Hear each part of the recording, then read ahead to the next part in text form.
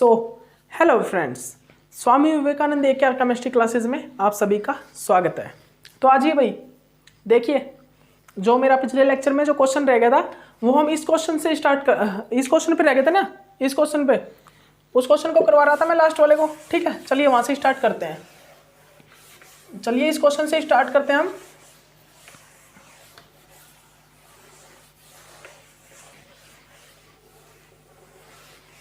ठीक है भाई, चलिए आइए।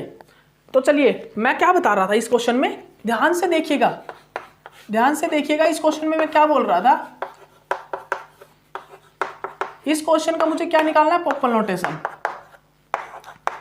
और देखिए भाई, मैं पहले बता देता हूं, अब आपको पोपल नोटेशन में कोई प्रॉब्लम नहीं होना चाहिए, क्योंकि मैंने पोपल नोटेशन आपको बिल्कुल ऐसे करवाया जैसे कि मैंने हमारे केमिस्ट्री की यूनिट करवा रहा था। ठीक है, पोपल नोटेशन में अब आपको प्रॉब्लम नहीं आना चाहिए, सभी क्वेश्चन में कोई प्रॉब्लम नहीं आना चाहिए। ठीक है, क्योंकि मैंने पोपल नोटेशन तो आपको बिल्कुल वैसे ही करवा दिया, समझा दिया है कि जैसे आपका NMR का मैं यूनिट करवाऊंगा ना, जिस प्रकार, इससे भी बेटर करवाऊंगा। अभी तो पोपल नोटेशन मतलब कि मैंने बेसिक लेकिन आपको बहुत अच्छे से करवा दिया पोपल नोटेशन का। ठीक है, अब आपको आ जाना चाहिए। तो अब देखिए, इस क्वेश्चन को देख के आप क्या समझोगे कि यहाँ पर double two spin coupling system नहीं है, ये 4 टू स्पिन कपलिंग सिस्टम है। आप तो समझोगे ये कई बुद्धिमान व्यक्ति होते हैं जो कि ऐसा भी समझ जाते हैं। कई होते हैं भाई, बहुत होते हैं ऐसे बुद्धिमान व्यक्ति जो ही इसको 4 स्पिन कपलिंग सिस्टम समझ के और पेपर में मतलब टिक कर आएंगे। बट देखिए, अब वो क्या करेंगे, वो बुद्धिमान व्यक्ति वो क्या करेंगे, देखना, वो इस हाइड्रोजन के साथ ना इस कपलिंग सिस्टम को तो मान लेंगे अलग, इस कपलिंग सिस्टम को मान लेंगे अलग। लेकिन ऐसा नहीं है भाई, ऐसा नहीं है। ये दो सभी 6 के 6 हाइड्रोजन, ये 6 हाइड्रोजन, ये सेम है और ये एक ही हाइड्रोजन के साथ कपलिंग कर रहे हैं, एक ही हाइड्रोजन के साथ। तो ये कंप्लीट जो ये पूरा का पूरा सिस्टम जो है ना, ये एक कपलिंग सिस्टम है। और ये जो पूरा का पूरा कपलिंग सिस्टम है ना, ये एक कपलिंग सिस्टम है जहां पर हमारे पास two spin coupling system present है। मतलब कि यहाँ पर ये कैसा है भाई, double two spin coupling system. ये कैसा भाई, double two spin coupling system, double two spin coupling system. अब आप एक चीज बताइए, double two spin coupling system ये कैसे हुआ, double two spin coupling system ये कैसे हुआ भाई, बताइए आप। भाई ये हाइड्रोजन तो इन हाइड्रोजन के साथ ही कपलिंग कर रहा है ना। आप इसमें भी सोच में पड़ जाओगे, भाई कैसे हो गया भाई, ये हाइड्रोजन इनके साथ कर रहे हैं, ये हाइड्रोजन इसके साथ कर रहा है, तो भाई कैसे हो गया। आप ये सोच विचार तो करो ही गया आप, मेरे को पता है आपको, आपके मन में सोच विचार तो आ रहे होंगे कि भाई ये double two spin coupling system है या 3 स्पिन कपलिंग सिस्टम है, क्या है। आपके मन में, माइंड में ये क्वेश्चन जग रहा होगा।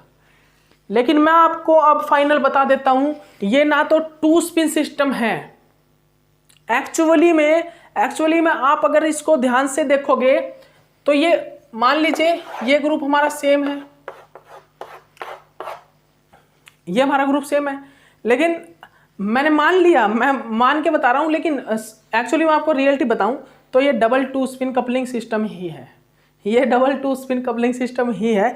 लेकिन देखिए, हम इसमें क्या क्या दिमाग लड़ा सकते हैं, देखिएगा, ये जो हाइड्रोजन है ना, ये हाइड्रोजन, भाई ये हाइड्रोजन कितनी स्पिन देता है, कितनी अपनी वो मतलब कि मल्टीप्लिसिटी देता है। ये हाइड्रोजन के लिए हम बोलते हैं कि ये डबलेट दे रहा है, मतलब कि ये सेप्टेट दे रहा है और इस हाइड्रोजन से कपलिंग करके डबलेट दे रहा है। ये जो हाइड्रोजन है, ये क्या कर रहा है, इन हाइड्रोजन के साथ कपलिंग करके सेप्टेट और इस हाइड्रोजन के साथ कपलिंग करके डबलेट। हम कहीं जगह पर देखते हैं ऐसा कि इस हाइड्रोजन ने डबलेट और क्या दिया है, डबलेट और भाई क्या दिया है, सेप्टेट दिया है। लेकिन गलत है, वो गलत है भाई, वो गलत क्यों है, क्योंकि देखिए ये हाइड्रोजन और ये हाइड्रोजन तो सेम है भाई, सेम हाइड्रोजन के साथ कैसे कपलिंग कर सकता है। ये हाइड्रोजन और ये हाइड्रोजन तो सेम है। मैंने एक जगह पे गलती की हुई है मेरी कॉपी में भी, पहले आगे आएगा क्वेश्चन एक, वहां पे मैंने डबलेट और सेप्टेट लिखा हुआ है, लेकिन गलत है भाई, वो गलत है। हम जब यहाँ पर एक मिरर इमेज डालेंगे तो ये दोनों हाइड्रोजन सेम है, ये 6 के 6 हाइड्रोजन सेम है। ठीक है, तो ये हाइड्रोजन इसके साथ कपलिंग थोड़ा ना करेगा, ये हाइड्रोजन इन हाइड्रोजन के साथ कपलिंग करेगा, ना कि इनके साथ, इसके साथ। ये हाइड्रोजन सेम है, ठीक है, दोनों हाइड्रोजन सेम है, तो इन हाइड्रोजन के साथ कपलिंग करके ये हाइड्रोजन हमें एक सेप्टेट देगा, ना कि डबलेट देता, कभी डबलेट नहीं देता, ठीक है, सेप्टेट देता है। तो फाइनली मैं अगर बताऊं तो ये एग्जांपल है double two spin coupling system का, double two spin coupling system का। तो भाई यहाँ पर पोपल नोटेशन क्या आएगी, एक हाइड्रोजन ये, 6 हाइड्रोजन ये, तो पोपल नोटेशन यहाँ पर हो सकती है, क्या हो सकती है भाई, AX6 या फिर XA6, AX6 या फिर A6X लिख लीजिए आप, AX6 या A6X, AX6 या फिर A6X, ये होगी इसकी पोपल नोटेशन। हो सकती नहीं है, ये इसकी पोपल नोटेशन होगी। आप भी एक बार मतलब कि मैंने जैसे ही बताया ना कि भाई ये एक्चुअली में वो नहीं है, आप भी चौंक गए होगे, कैसे नहीं है, मतलब मैंने भी एकदम में ये बताया कि ये वो नहीं है, तो आप चौंक गए, ये कैसे सर, ये कैसे, ये तो double two spin coupling system आप बोल रहे हो, एक्चुअली में है ही नहीं। वो आपको डराने के लिए वो आपको डराने के लिए था। ऐसा कभी कभी कर देना चाहिए, डरा देना चाहिए बच्चों को, ठीक है, मज़ा आ जाता है डराने में। भाई टीचर क्या करेगा, भाई तुमको नहीं डराएगा तो और किस पर डराएगा, ठीक है। पहले पिटाई होती थी, लेकिन अब गवर्नमेंट ने वो मना कर दी, तो अब पिटाई ना होती है, अब हम आपको डराते हैं, ठीक है भाई। ये देखिएगा,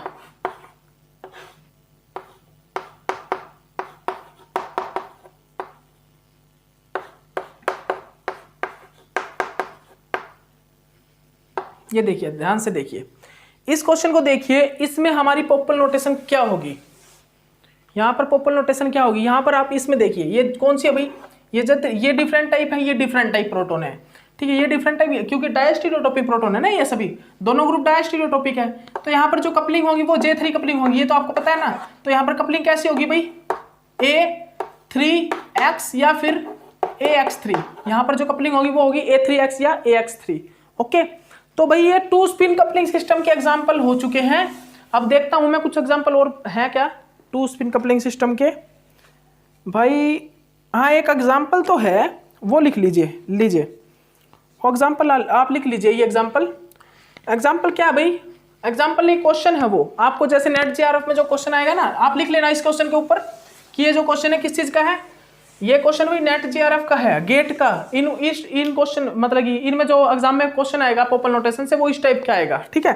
क्या पूछा गया आपसे क्या पूछा गया है, लिखिएगा CH3 CH2 और C डबल बॉन्ड O, ये है question. CH2 CH2 O CH2 CH Cl Cl।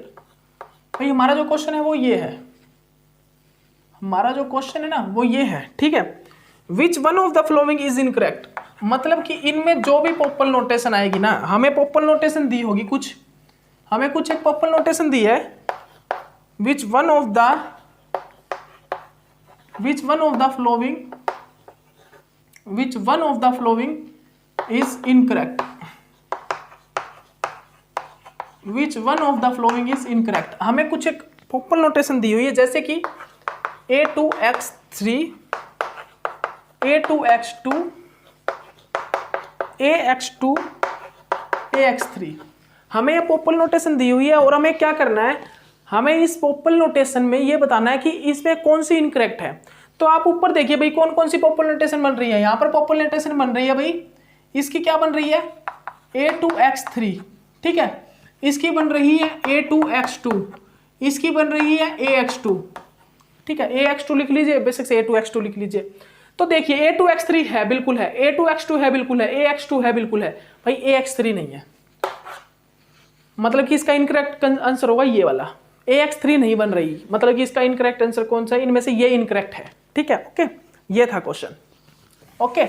अब देखिए नेक्स्ट क्या है भाई, ये तो हमने चेन बेंजीन इस टाइप से देखा ना। अगर कुछ बेंजीन के अंदर हमारे पास ऐसे प्रोटॉन हो जो मैग्नेटिकली नॉन इक्विवेलेंस प्रोटॉन हो, अगर हमारे पास बेंजीन में ऐसे प्रोटॉन हो जो मैग्नेटिकली नॉन इक्विवेलेंस प्रोटॉन हो, मैग्नेटिकली नॉन इक्विवेलेंस, ठीक है, मैग्नेटिकली नॉन इक्विवेलेंस प्रोटॉन का मतलब आप समझते हो ना, मैग्नेटिकली नॉन इक्विवेलेंस का मतलब समझते हैं ना, मतलब कि जो इक्वल ना हो, इक्वली ना, जो प्रोटॉन इक्वल ना हो, मतलब कि कुछ एक प्रोटॉन ऐसे हो जो इक्वल, जैसे कि मैं आपको बताऊंगा, देखिएगा आप, हमारा एक सिग्नल है, ये देखिएगा आप, ये देखिए एग्जांपल देखिए, मैग्नेटिकली नॉन इक्विवेलेंस प्रोटॉन कौन से है भाई, ये देखिएगा Cl Cl,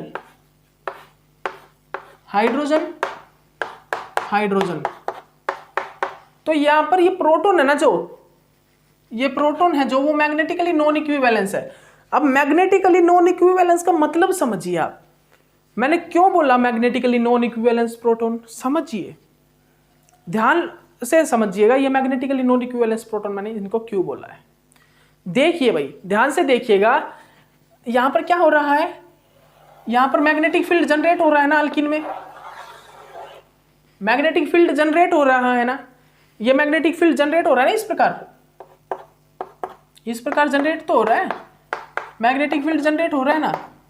तो इसी को तो मैंने बोला है, इसी को तो मैंने बोला है मैग्नेटिक नॉन इक्विवेलेंस प्रोटॉन, इसी कारण तो मैंने बोला है, इसी कारण मैंने क्या बोला है, मैग्नेटिकली नॉन इक्विवेलेंस प्रोटॉन।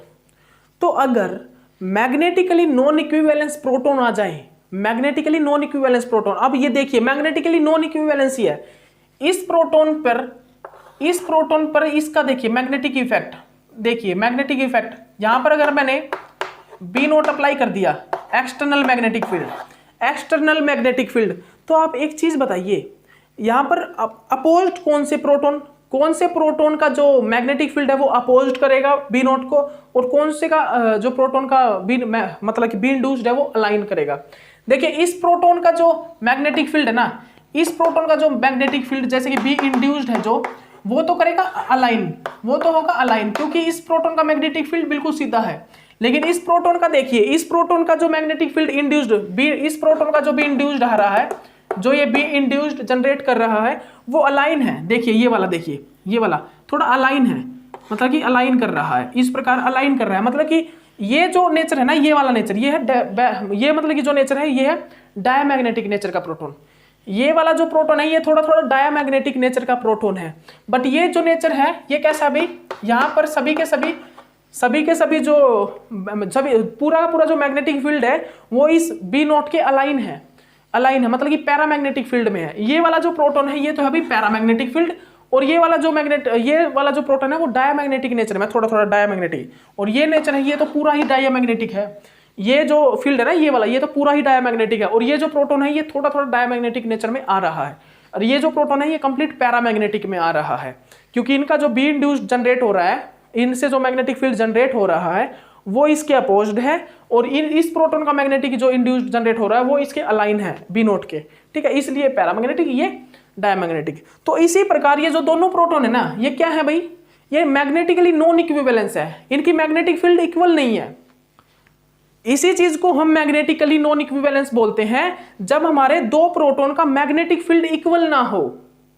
जब हम किसी दो प्रोटॉन पर मैग्नेटिक फील्ड अप्लाई कर रहे हैं नीचे से एक्सटर्नल मैग्नेटिक फील्ड, और उन दोनों प्रोटॉन पर वो मैग्नेटिक फील्ड इक्वली नहीं लग पा रहा, इक्वली अप्लाई नहीं हो पा रहा। मान लो इस प्रोटॉन पर हमारा मैग्नेटिक फील्ड जो है, हमने 11 टेस्ला मैग्नेटिक फील्ड लिया, मान लीजिए 12 टेस्ला, हमने 12 टेस्ला मैग्नेटिक फील्ड लिया, इस प्रोटॉन पर तो 12 का 12 टेस्ला मतलब 11.9 टेस्ला, जो हम 11.9 टेस्ला हमारा बी नोट इस पर अप्लाई हो पा रहा है। लेकिन इस प्रोटॉन पर जो है ओनली कितना 11 पॉइंट मान लीजिए आप 8 या 11.7 टेस्ला ही बी नोट इस पर अप्लाई हो पा रहा है। यहाँ पर 11.7 टेस्ला बी नोट ही अप्लाई हो पा रहा है, यहाँ पर 11.9 टेस्ला जो बी नोट है वो अप्लाई हो रहा है। क्यों? क्योंकि ये पैरामैग्नेटिक नेचर में, इसमें कोई अपोज नहीं कर रहा, ये अलाइन की तरफ अलाइन हो रहा है, मतलब कि यहाँ पर बी नोट कंप्लीटली लग रहा है, ठीक है। लेकिन इसमें हमारा मैग्नेटिक फील्ड इंड्यूस्ड जो मैग्नेटिक फील्ड है वो इसके इफेक्ट को डिक्रीज कर रहा है, बी नोट के इफेक्ट को डिक्रीज कर रहा है, जिसके कारण यहाँ पर ये जो प्रोटॉन है मैग्नेटिकली नॉन इक्विवेलेंस है। आपने ये पढ़ा होगा एनएंसियोट्रोपिक और एनाइसोट्रोपिक में, भाई एनाइसोट्रोपिक इफेक्ट पढ़ा है ना एनएमआर में, ये तो बीएससी में भी आ जाता है एनाइसोट्रोपिक इफेक्ट, उन्हीं में तो है ये बेंजीन वाला एनाइसोट्रोपिक इफेक्ट, वही तो है ये।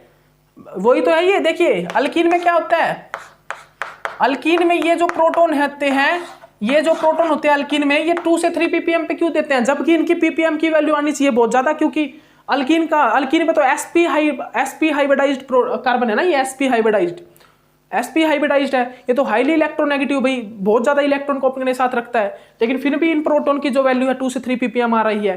क्यों आ रही है? क्यों आ रही है भाई? क्योंकि ये डायामैग्नेटिक नेचर में है, क्योंकि ये जो प्रोटॉन है वो डायामैग्नेटिक नेचर के अंदर है, जिसके कारण यहाँ पर जो बी नोट हम अप्लाई करेंगे वो कंप्लीट बी नोट जो है इन हाइड्रोजन पर अप्लाई नहीं हो पाएगा, बिकॉज यहाँ पर बी इंड्यूस्ड बी नोट को अप्लाई मतलब कि अपोज कर रहा है, बी इंड्यूस्ड बी नोट को इंड्यूस्ड कर रहा है, इस कारण। ठीक है, तो भाई यही होता है मैग्नेटिकली नॉन इक्विवेलेंस प्रोटॉन। ठीक है, मैग्नेटिकली प्रोटॉन का इक्वल ना होना यही कहलाता है मैग्नेटिकली नॉन इक्विवेलेंस प्रोटॉन। ठीक है, समझ गए ना? अब इस चीज को समझ गए होगे मैग्नेटिकली नॉन इक्विवेलेंस हम क्यों बोलते हैं, क्योंकि कुछ प्रोटॉन होते हैं जहां पर मैग्नेटिक फील्ड कंप्लीटली अप्लाई नहीं हो पाता। दो प्रोटॉन है और दोनों पर डिफरेंट मैग्नेटिक अप्लाई हो रहा है जब हम बी नोट अप्लाई कर रहे हैं। क्यों? बी इंड्यूस्ड के कारण। किसी के अंदर बी इंड्यूस्ड ज्यादा फॉर्म हो रहा है, किसी के अंदर बी इंड्यूस्ड कम फॉर्म हो रहा है। ठीक है, इसके कारण हम उन प्रोटॉन को बोलते हैं मैग्नेटिकली नॉन इक्विवेलेंस। ठीक है, तो उनके लिए हम पोपल नोटेशन भी डिफरेंट टाइप की यूज करते हैं। इन प्रोटॉन के लिए जो पोपल नोटेशन होगी ना, इन प्रोटॉन के लिए जो पोपल नोटेशन होगी वो देखिएगा आप, वो पोपल नोटेशन कैसी होगी भाई? इन प्रोटॉन्स के लिए जो पोपल नोटेशन होगी वो देखिएगा, इसके लिए ए, इसके लिए ए डैश, इसके लिए एक्स, इसके लिए एक्स डैश।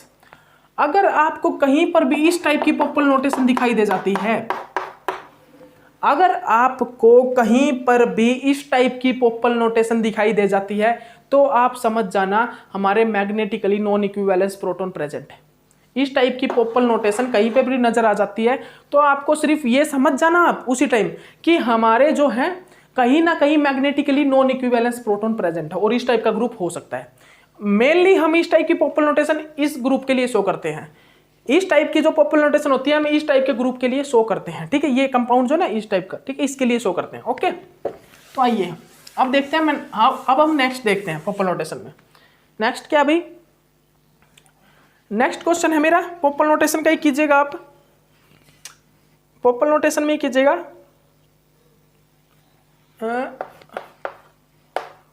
ये है भाई, अब इसका पोपल नोटेशन क्या है? ये कैसा है? 2 स्पिन सिस्टम है क्या? एक कपलिंग सिस्टम है और उस कपलिंग सिस्टम के अंदर 2 स्पिन सिस्टम, मतलब ये 2 स्पिन सिस्टम है, 2 स्पिन कपलिंग सिस्टम। ये कैसा भाई? 2 स्पिन कपलिंग सिस्टम है। और ये कैसा है भाई? इसका जो पोपल नोटेशन बनेगा वो क्या बनेगा? AX3। इसका जो पोपल नोटेशन आएगा वो आएगा भाई AX3।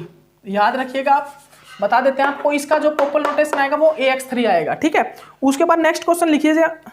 अब देखिए भाई, अब जो हम क्वेश्चन करेंगे हम करेंगे किसके? 3 स्पिन कपलिंग सिस्टम के।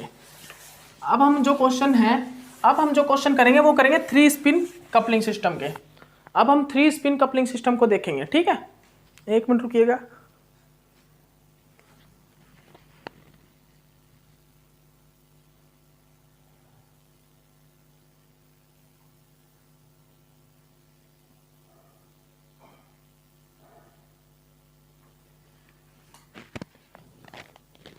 क्लियर नहीं आ रही भाई फोटो?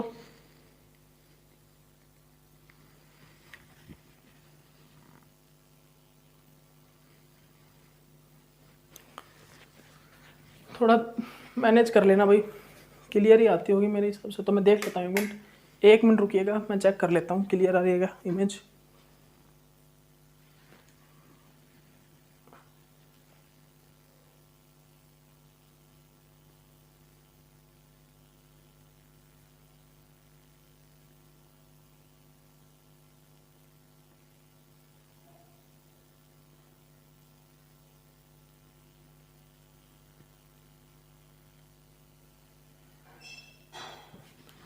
भाई ये थोड़ी कैमरा की प्रॉब्लम है, मैं ठीक करता हूँ, ये मत सोचना चले गए हैं।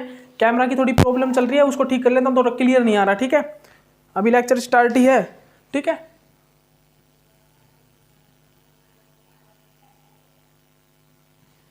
लाइट को अब देखते हैं भाई।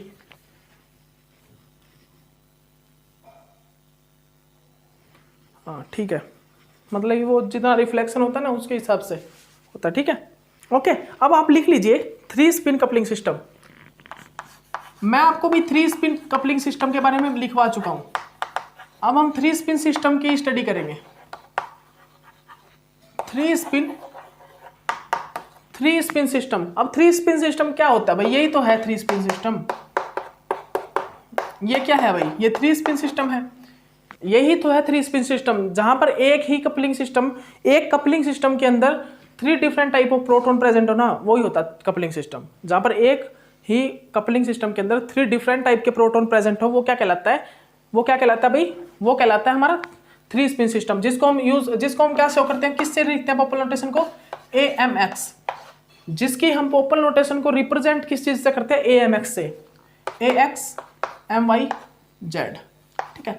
जहां पर हम उसकी पोपल नोटेशन को रिप्रेजेंट करते हैं AMX से, XYZ। अब यहां पर मैं एक चीज और बता देता हूं आपको, लीजिए वो एक और चीज भाई क्या है वो, लीजिए बता देते हैं। इस लेक्चर में हम खत्म ही कर देते हैं, C13 NMR आ जाएगा फिर इसके बाद, ठीक है। लिखिएगा, एक ट्राइंगल बनाइए, जल्दी से आप एक ट्राइंगल बनाइए। इसकी रिप्रेजेंटेशन दे रहा हूं आपको, हम इस प्रकार इसको रिप्रेजेंट करते हैं, ठीक है। जल्दी बनाइएगा, जल्दी बनाइए आप।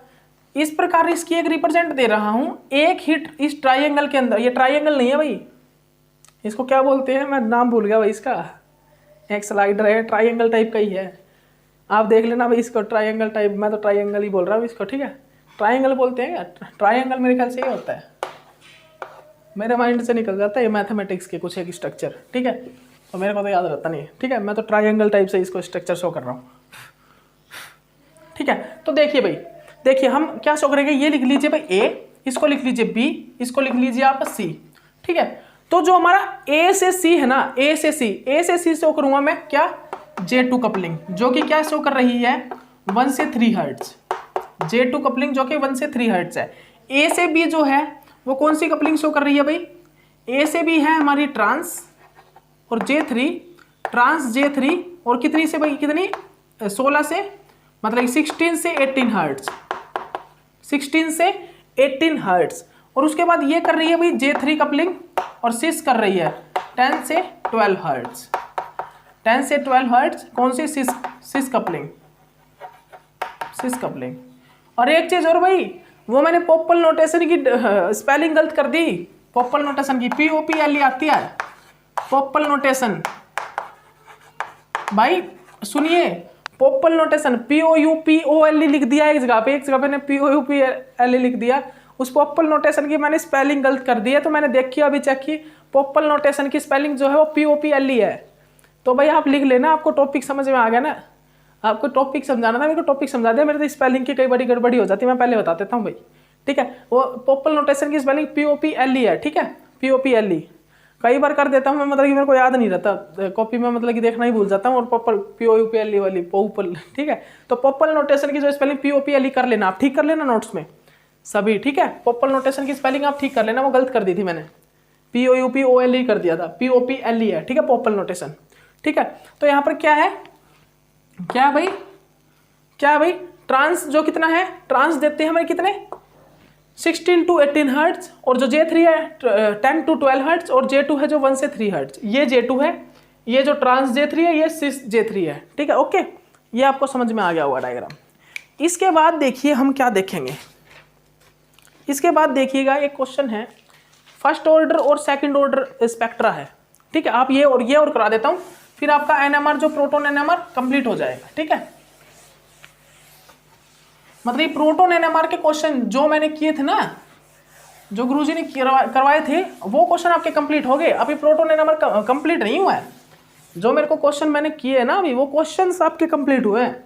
अभी तो प्रोटोन NMR के बहुत क्वेश्चन है मेरे पास, बहुत क्वेश्चन है भाई, कम से कम 250 क्वेश्चन और बच रहे हैं, ठीक है। अभी C13 NMR भी होगा, उसमें भी बहुत क्वेश्चन है, ठीक है, ओके।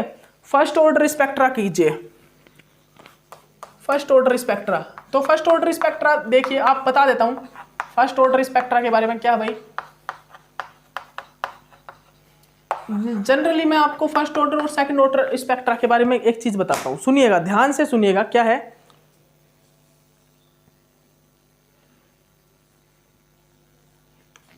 ध्यान से सुनिएगा, ध्यान से सुन लीजिए। फर्स्ट ऑर्डर स्पेक्ट्रा में भाई हम बस मैं कंप्लीट जो है ना वो आपको एनएमआर यूनिट कराऊंगा, उस टाइम कराऊंगा, लेकिन आप क्वेश्चंस करने के लिए बस एक चीज सुन लीजिए। फर्स्ट ऑर्डर स्पेक्ट्रा कब आता है? जब हमारा डेल्टा वी अपॉन जे, ये क्या कपलिंग कांस्टेंट, ये है केमिकल शिफ्ट का डिफरेंस भाई, ये है डेल्टा वी, ठीक है। केमिकल शिफ्ट जो होती है, केमिकल शिफ्ट जो होती है उसका डिफरेंस। अब आपको पता है केमिकल शिफ्ट का डिफरेंस कैसे बढ़ा सकते हैं हम? मैग्नेटिक फील्ड इंक्रीज करके। अगर हम मैग्नेटिक फील्ड इंक्रीज कर देते हैं इंस्ट्रूमेंट का, तो हम ये जो डिफरेंस है ये इंक्रीज कर सकते हैं। पीपीएम की वैल्यू सेम रहेगी, ये 0 है तो ये 1 रहेगा, 0 है तो 1 रहेगा, लेकिन हम मैग्नेटिक फील्ड, इंस्ट्रूमेंट की मैग्नेटिक फील्ड इंक्रीज करके हम ये जो डिफरेंस है ना, प्रीसेशनल फ्रीक्वेंसी का डिफरेंस, वो इंक्रीज कर सकते हैं। ये जो डिफरेंस है, मान लीजिए पहले अगर ये 400 था तो अब हम इसको 60, अगर हमने पहले 400 मेगाहर्ट्ज का इंस्ट्रूमेंट यूज किया तो ये डिफरेंस होगा 400 मेगाहर्ट्ज, और पीपीएम की वैल्यू सेम रहेगी 0 1, ठीक है। लेकिन अगर हम 60 मतलब कि 60 उसका 600 मतलब 600 मेगाहर्ट्ज का इंस्ट्रूमेंट यूज कर लिया तो ये डिफरेंस 600 मेगाहर्ट्ज का हो जाएगा। तो आपको पता लग गया ना। तो हमारी जो मेगाहर्ट्ज की जो वैल्यू है वो तो चेंज हो रही है, लेकिन पीपीएम की वैल्यू में कोई चेंज नहीं आ रहा, ठीक है। तो मैं यही बोल रहा हूं, फर्स्ट ऑर्डर स्पेक्ट्रा कब आएगा भाई? अगर हमारा डेल्टा वी अपॉन डेल्टा जे क्या ग्रेटर हो 10 से। अगर हमारे delta v upon delta J की वैल्यू 10 से ग्रेटर हो ना, तो हमारा फर्स्ट ऑर्डर स्पेक्ट्रा आता है। यहां पर हम फर्स्ट पॉइंट, सेकंड पॉइंट क्या है, यहां पर हम इजीली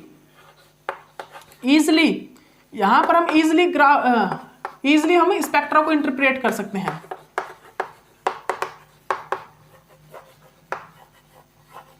यहां पर हम अगर डेल्टा वी अपॉन जे की वैल्यू ग्रेटर देन 10 हो तो हम इजीली स्पेक्ट्रा इंटरप्रेट कर सकते हैं, मतलब इजीली स्पेक्ट्रा को पढ़ सकते हैं, ठीक है। ओके, थर्ड क्या है, यहां पर जब हम मतलब ये फर्स्ट ऑर्डर स्पेक्ट्रा के लिए जो हम पोपल नोटेशन यूज करते हैं वो यूज करते हैं AX और AMX, NM और XYZ।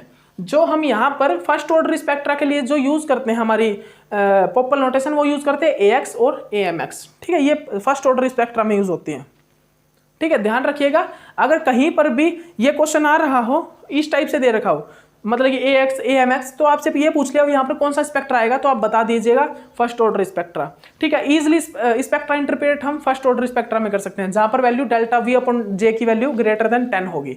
इंटेंसिटी की वैल्यू, किसकी? इंटेंसिटी की, किस चीज की बोल रहा हूं मैं? इंटेंसिटी की वैल्यू, ठीक है, ठीक है। जहां पर delta v upon delta J की value greater than 10, intensity value greater than 10 होगी, ठीक है। उसके बाद देखिएगा बिल्कुल उल्टा है, इसका बिल्कुल उल्टा होगा सेकंड ऑर्डर स्पेक्ट्रा। भाई सेकंड ऑर्डर स्पेक्ट्रा में क्या होगा? बिल्कुल इसका उल्टा एक चीज कर दीजिएगा आप, सेकंड ऑर्डर स्पेक्ट्रा, ठीक है। सेकंड ऑर्डर स्पेक्ट्रा में क्या होगा देखिएगा, जहां पर डेल्टा वी अपॉन जे की वैल्यू लेसर देन 10 इंटेंसिटी, जहां पर डेल्टा वी अपॉन जे की value lesser than 10, intensity lesser than 10 होगी ना, जहां पर डेल्टा वी अपॉन जे की वैल्यू इंटेंसिटी लेसर देन 10 होगी, जहां पर इंटेंसिटी की वैल्यू जहां पर लेसर देन 10 होगी। ध्यान रखिएगा आप, delta v upon J chemical shift difference upon coupling constant की वैल्यू, इन दोनों को जब डिवाइड करूंगा और इनकी जो वैल्यू आएगी वो अगर लेसर देन 10 इंटेंसिटी होगी, तो मतलब कि बेशक से आप ये लिख लीजिए लेसर देन 10 वैल्यू आएगी, इनकी जो वैल्यू है लेसर देन 10 आएगी, तो क्या आएगा भाई, वहां पर क्या होगा, वहां पर हम इजिली ग्राफ इंटरप्रेट नहीं कर सकते। Does not easy to interpret spectra, ठीक है। जहां पर डेल्टा वी अपॉन जे की वैल्यू लेसर देन 10 हो, वहां पर हम इजिली ग्राफ को, मतलब कि स्पेक्ट्रा को इंटरप्रेट नहीं कर सकते। Does not easy to interpret the spectra, ठीक है। हम वहां पर इजिली जो हमारा स्पेक्ट्रा होगा उसको इंटरप्रेट नहीं कर सकते, ठीक है। ओके, थर्ड लिख लीजिए, यहां पर जो पोपल नोटेशन यूज होता है, जो हमारा सेकंड ऑर्डर स्पेक्ट्रा होता है, वहां पर जो पोपल नोटेशन यूज होता है वो क्या होता है भाई, AB XY और ABC XYZ। याद रखिएगा, फर्स्ट ऑर्डर स्पेक्ट्रा में हमने पोपल नोटेशन यूज किया AX और AMX, ठीक है, यहाँ पर जो पोपल नोटेशन यूज होता है सेकंड ऑर्डर स्पेक्ट्रम वो होता है ए बी या ए बी सी। ये तो होता है भाई किसके लिए, 2 स्पिन सिस्टम के लिए, ये होता है 3 स्पिन सिस्टम के लिए। ठीक है, तो यहाँ पर आपको देख के पता लग जाना चाहिए, अगर ए बी या A B C Pople notation use हुआ है तो वो सेकंड ऑर्डर स्पेक्ट्रा होता है। ठीक है, तो आप देखिएगा मैं एक चीज दिखाता हूं आपको, क्या है भाई वो चीज, देखिएगा। हमने भाई क्या किया, हमने 60 मेगाहर्ट्ज का इंस्ट्रूमेंट यूज किया, तो वो जो डिफरेंस था ना इनमें केमिकल शिफ्ट में वो इतना था। ठीक है, हम उसको इंटरप्रेट नहीं कर पा रहे थे 60 मेगाहर्ट्ज। फिर उसके बाद जो हमने 150 मेगाहर्ट्ज का इंस्ट्रूमेंट यूज किया, उसके बाद हमने क्या किया, पहले हमने जो है क्या किया भाई, पहले हमने जो है यूज किया, क्या हमने यूज किया 60 मेगाहर्ट्ज का इंस्ट्रूमेंट, तो हमारा ऐसा आया। ठीक है, उसके बाद हमने 150 मेगाहर्ट्ज का इंस्ट्रूमेंट यूज किया, फिर इनमें थोड़ा सा गैप हो गया। ठीक है, थोड़ा सा, अब हम इसको थोड़ा थोड़ा इंटरप्रेट कर पा रहे हैं, मतलब कि इंटरप्रेट हो गए स्पेक्ट्रा, मतलब इजी टू इंटरप्रेट था स्पेक्ट्रा, मतलब कि ये थोड़े से गैप आ गया इनकी केमिकल शिफ्ट में, मतलब केमिकल शिफ्ट वैल्यू में इनमें डिफरेंस आ गया। ठीक है, यहाँ पर डिफरेंस जनरेट हो गया और अब इसको हम इजिली इंटरप्रेट कर सकते हैं। उसके बाद मैंने यूज किया भाई 300 मेगाहर्ट्ज का इंस्ट्रूमेंट, अब इनमें थोड़ा और डिफरेंस आ गया। ठीक है, अब इनमें थोड़ा और डिफरेंस आ गया। अब देखिए आप किस ग्राफ को इजिली इंटरप्रेट कर सकते हो, 300 जहां पर 300 मेगाहर्ट्ज का इंस्ट्रूमेंट यूज हुआ है। ठीक है, तो देखिए जहां पर केमिकल शिफ्ट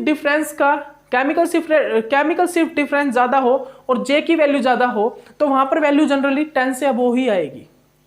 समझ सकते हो ना आप, जहां पर केमिकल शिफ्ट, ये केमिकल शिफ्ट की वैल्यू ही तो है, ये डिफरेंस जहां पर डेल्टा वी, ये है भाई केमिकल शिफ्ट का डिफरेंस, ये है केमिकल शिफ्ट का डिफरेंस। अगर जहां पर केमिकल शिफ्ट डिफरेंस ज्यादा हो और जे की वैल्यू कम, जे की वैल्यू जो हमने यूज की हो उसको डिवाइड करें, मतलब कि यहां पर जब मैं इसकी वैल्यू देखूंगा ना, इस स्पेक्ट्रा में मैं डेल्टा वी अपॉन जे की वैल्यू देखूंगा तो वो क्या होगी, ग्रेटर देन 10 आएगी, वो ग्रेटर देन 10 आएगी, तो मैं इसको इजिली इंटरप्रेट कर पा रहा हूं।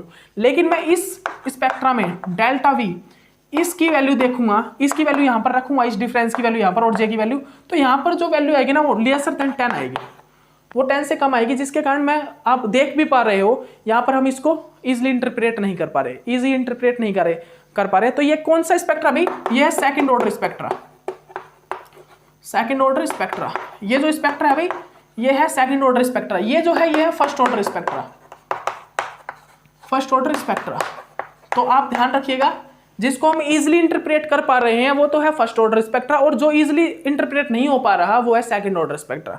तो चलिए ठीक है, अब आपका जो H1 NMR है, प्रोटॉन NMR, वो कंप्लीट, मैं उसके असाइनमेंट के, मतलब कि जो मैंने मास्टर में किए हैं उसके क्वेश्चन मैंने आपको कंप्लीट करवा दिए। अब जो नेक्स्ट है वो आएगा C13 NMR, और उसके बाद मैं आपको क्वेश्चन कराऊंगा असाइनमेंट के और different CSIR NET JRF BHU DU और T4 के MSc के, इनका क्वेश्चन कराऊंगा। तो